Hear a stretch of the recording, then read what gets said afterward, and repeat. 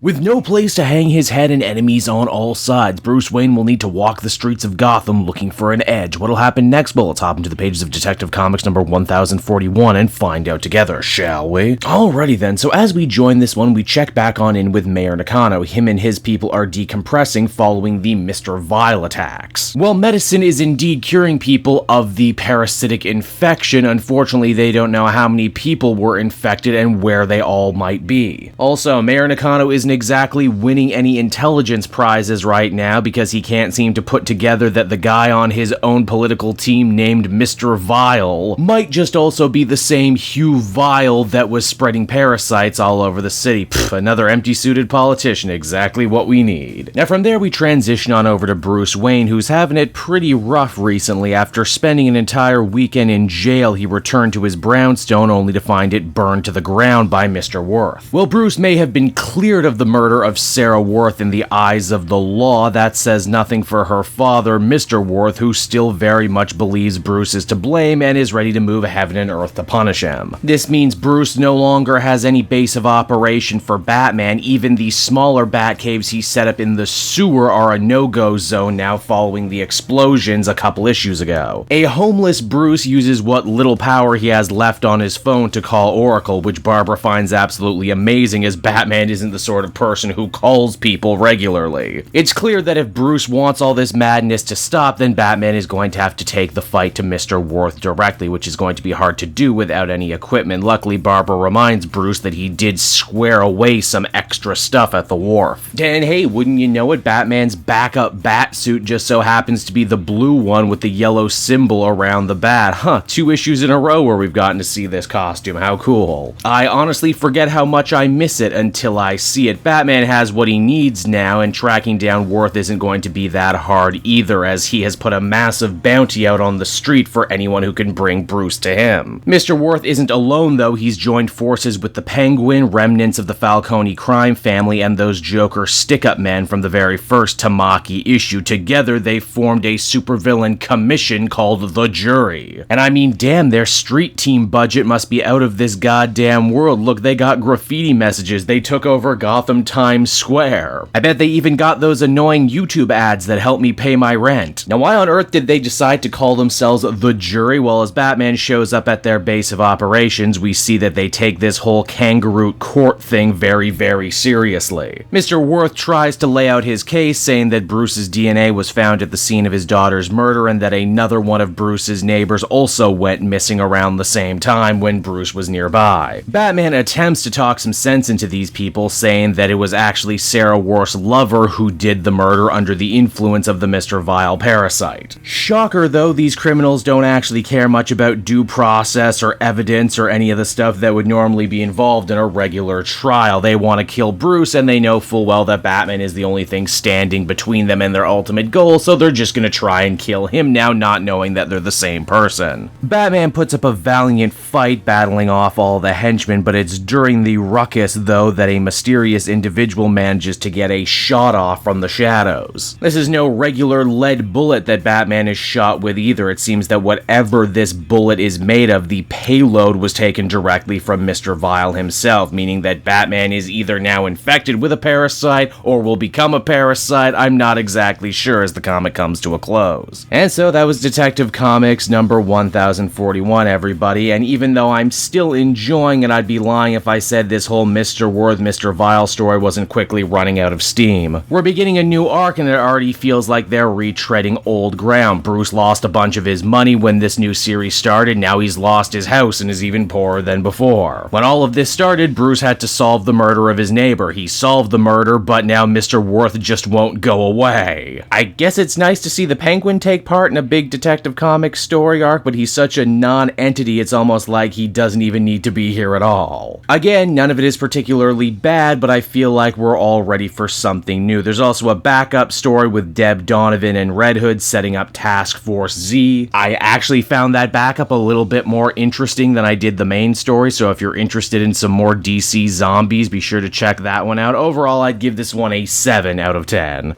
Hey there everyone, it's your pal Cape Joel again, and if you're seeing my face right now, that means you watched to the end of the video, and I'll always be grateful for that. Retention helps in this crazy YouTube game, and so does becoming a patron. If you head on down to the description, you can find a link to my Patreon page.